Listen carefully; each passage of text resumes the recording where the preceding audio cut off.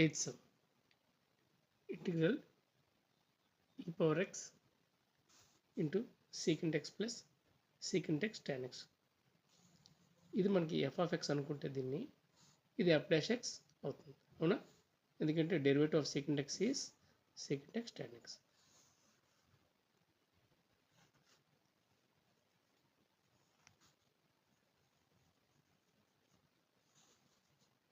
దీన్ని ఏమనుకోవచ్చు మనం d by dx of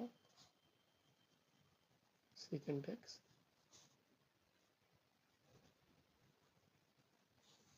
so ఇది f of x అయితే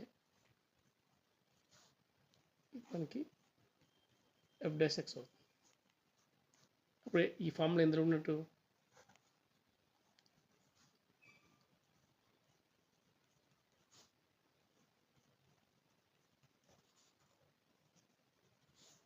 ఇది ఈ ఫార్ములా ఉంటుంది.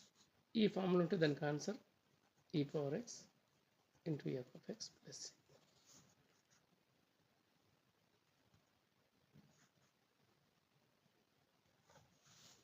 సో ఈ ఫార్ములాని అప్లై చేసి మనం ఏం చేస్తామంటే ఆన్సర్ e power x